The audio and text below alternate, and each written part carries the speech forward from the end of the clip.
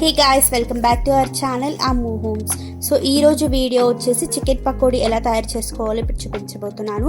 So చాలామంది పిల్లలు బయట chicken lollipops, chicken drum sticks అని బాగా ఇష్టపడుతూ తింటున్నారు కదా. అలాగే చికెన్ పకోడీ కూడా ఇంట్లోనే ఎలా రెడీ చేసుకోవాలి ఇప్పుడు మీకు చూపించబోతున్నాను.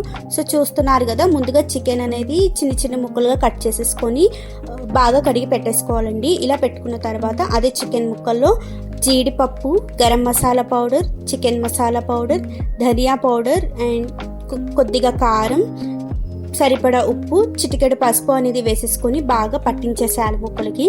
ఇలా పట్టించేసిన తర్వాత పచ్చిమిర్చి ముక్కలు, అలాగే కొద్దిగా అల్లం వెల్లుల్లి పేస్ట్ అనేది వేసుకొని హాఫ్ స్లైడ్ నిమ్మకాయ అనేది పిండేసుకోవాలండి. ఇలా పిండుకున్న తర్వాత వైట్ ఎగ్ అనేది వేసుకోవాలన్నమాట. ఇలా వేసేసుకొని కలిపేసుకున్న తర్వాత కార్న్ఫ్లోర్ అనేది యాడ్ చేసుకోవాలి. ఇది ఎందుకంటే చికెన్ అనేది కొంచెం క్రిస్పీగా వస్తుందన్నమాట. సో అందుకే కార్న్ఫ్లోర్ అనేది యాడ్ చేసేసుకొని ఇలా ముక్కలకి బాగా పట్టేలాగా కలిపేసి పెట్టేసుకోవాలండి.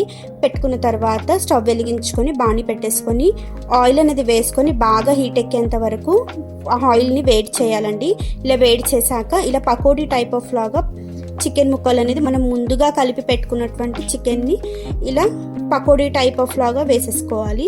ఇలా వేసుకున్న తర్వాత బ్రౌనిష్ కలర్ వచ్చేంత వరకు బాగా వేయించేసుకొని సర్వింగ్ ప్లేట్లో తీసేసుకుంటే ఇంట్లోనే ఈజీగా చికెన్ పకోడీ అనేది రెడీ అయిపోతుంది. సో మనకి సండే కానీ ఈ రెయినీ సీజన్లో వేడివేడిగా ఇంట్లోనే చికెన్ పకోడీ అనేది రెడీ అయిపోతుంది. సో ఈ వీడియో కనుక మీకు నచ్చినట్లయితే ప్లీజ్ లైక్ చేయండి, షేర్ చేయండి, అలాగే సబ్స్క్రైబ్ చేసేసుకోండి. Bye bye.